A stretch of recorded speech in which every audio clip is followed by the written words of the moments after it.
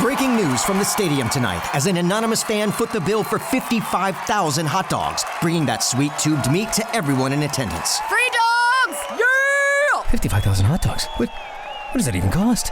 While the identity of this Frankfurter philanthropist remains anonymous, their all-beefy generosity will go down in history. The new Mega Millions. More to win means more to give. How you spend it is up to you. Yeah! For game odds and details, visit sceducationlottery.com. We interrupt this program to bring you an important Wayfair message. Wayfair's got style tips for every home. This is Nicole Byer, helping you make those rooms flyer. Today's style tip, when it comes to making a statement, treat bold patterns like neutrals. Go wild! Like an untamed animal print area rug under a rustic farmhouse table from Wayfair.com. Ooh, fierce! This has been your Wayfair style tip to keep those interiors superior. Wayfair, every style, every home. Welcome to the Deep Dive. Great to be here. Today, we're really diving into a stack of sources about something truly shocking. It's gripped Minnesota, started a national conversation. Yeah, this recent shooting attack on two very prominent state lawmakers, just unprecedented. Exactly. Right. So our mission here is to unpack what these reports are telling us, the key details. Everything from eyewitness accounts, right, to what we're learning about the suspect's alleged motivations from his online stuff. And the broader impact, too. State level, national level. We're pulling from, police reports, witness statements, the manhunt details, the suspect's online activity reactions. It's a lot. It is. Okay, let's get into it. So the attack itself, horrifying, happened Friday, June 13th, 2025, about, 3:45 p.m. Central? That's right. The sources pinpoint the location, Edinburgh USA Golf Course in Brooklyn Park. And the victims, State Senator John Hoffman, DFL Champlin, he was 59. And House Speaker Melissa Hortman, DFL Brooklyn Park, 53. They were finishing up a constituent outreach event. Meeting with local folks, business leaders. Then the sources say, towards the end, this lone gunman approaches. Yeah, and eyewitness accounts, they describe it as chillingly deliberate, not random. It sounds like he just calmly walked up, engaged them in a brief conversation first. Apparently. Sources mention a verbal exchange, possibly heated, reportedly about his grievances, whatever they were. And then just open fire. Yes. According to the reports, brandished a firearm, started shooting, no warning. Both were hit, critically wounded. Mm-hmm. First responders were equipped, got there, gave aid, and then they were rushed to a nearby hospital. Which, tragically, brings us to the awful news later that evening. Yes. Despite everything, State Senator John Hoffman, he succumbed to his injuries Friday night. Multiple gunshot wounds. Such a loss. The sources really emphasize that. For the DFL party, the legislature, his constituents in District 36. Champlin, Brooklyn Park, parts of Anoka County. He'd served since 2013. Right. Well-respected, dedicated, known for his work on education, especially for individuals with disabilities. Vice chair of Higher Ed Committee, too. And the tributes, as the sources note, pouring in from everywhere, across the political spectrum. Absolutely. Now, Speaker Hortman, what's the latest from the reports? Well, she suffered severe injuries, obviously, but the reports say she's in stable condition, expected to make a physical recovery. Thank goodness for that.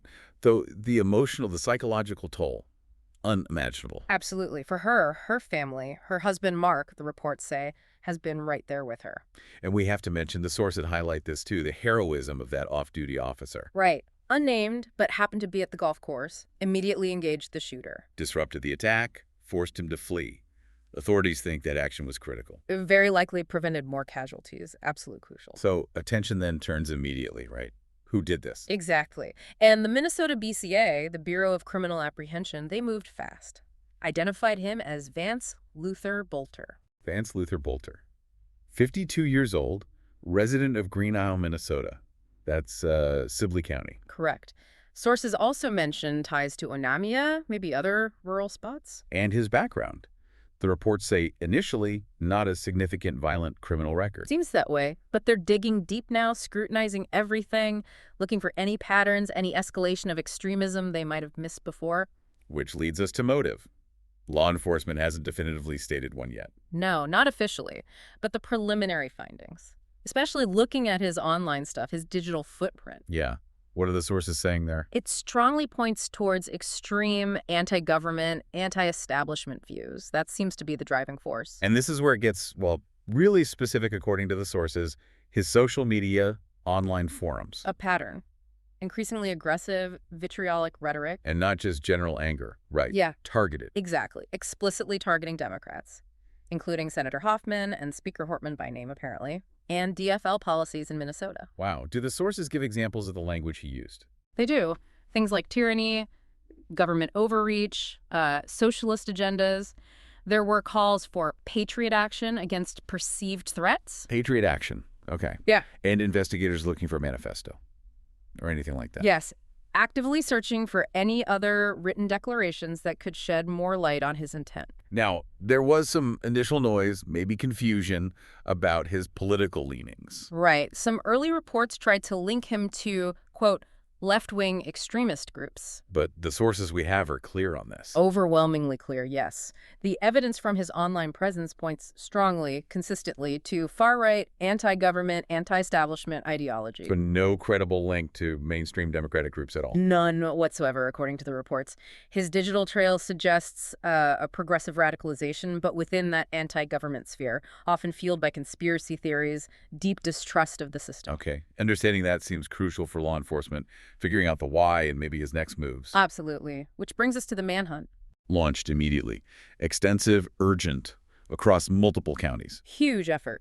Minnesota State Patrol, BCA, FBI, lots of local police, Champlin, Brooklyn Park, Minneapolis, Hennepin, Anoka, Spilly counties. And they put out shelter-in-place orders pretty quick. Very quickly. For residents in Champlin, Brooklyn Park, parts of Maple Grove, Eagan too, stay indoors, lock everything, report anything suspicious. Basic safety procedure in these situations. And they're using a lot of resources in the search. Significant resources. Drones, canine units, tactical teams, scouring areas he might know, urban, rural. And the status now, as of today, Tuesday the 17th. Vance Luther Bolter is still at large. There's a nationwide alert out. He's considered armed and extremely dangerous. And the plea to the public is clear. Absolutely. Extreme caution. Do not approach him if you see him. Call 911 immediately. That's the message authorities are stressing. And his being out there still, it's causing a lot of anxiety. Understandably. Heightened fear across the state. You see it in the constant news updates, the advisories. Governor Walz has weighed in. Yes. Pledged all state resources to catch Bolter. Also called for unity, calm. A very difficult time for Minnesota.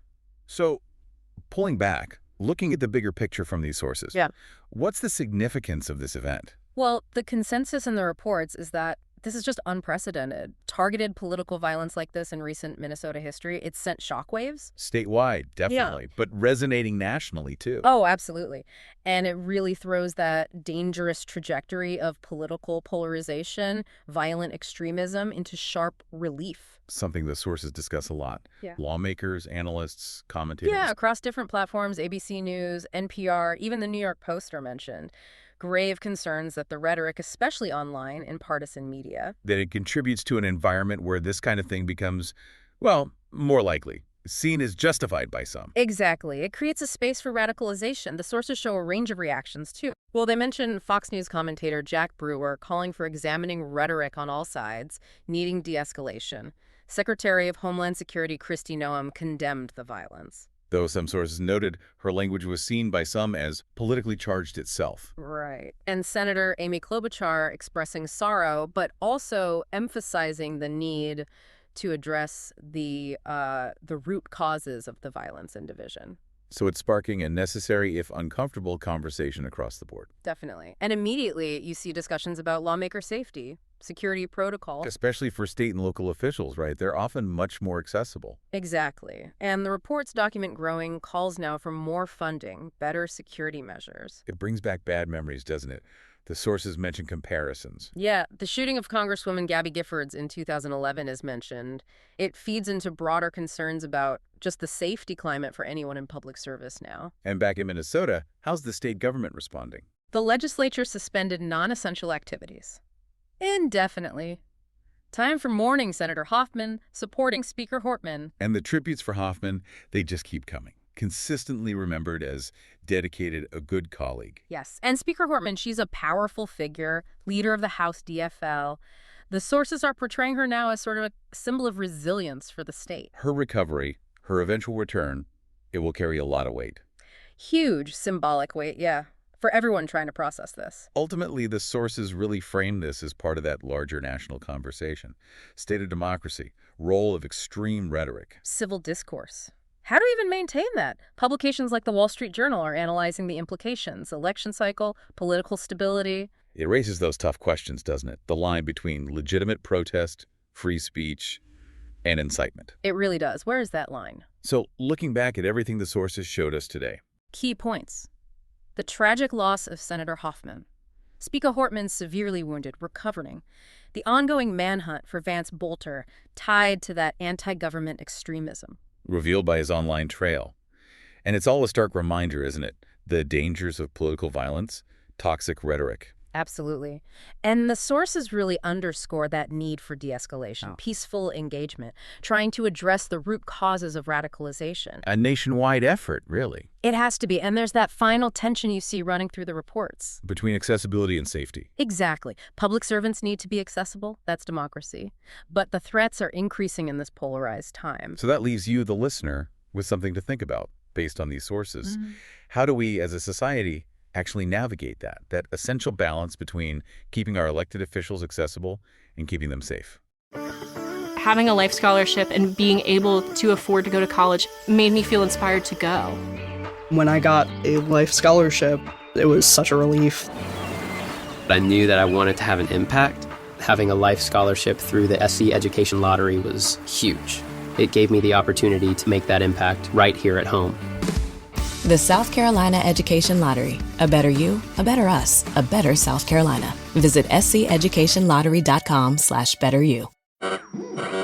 We interrupt this program to bring you an important Wayfair message. Wayfair's got style tips for every home. This is Nicole Byer, helping you make those rooms flyer. Today's style tip: when it comes to making a statement, treat bold patterns like neutrals. Go wild! Like an untamed animal print area rug under a rustic farmhouse table from Wayfair.com. Ooh, fierce! This has been your Wayfair style tip to keep those interiors superior. Wayfair, every style, every home. Bubba Wallace here from 2311 Racing. Funny thing about being fast, you end up waiting a lot. First to show up, first in line, then just waiting. Me, I rev up Chumba Casino. With over 200 social casino games, no slow lanes here. Why sit around when you can spin? I'm already racing. Your turn.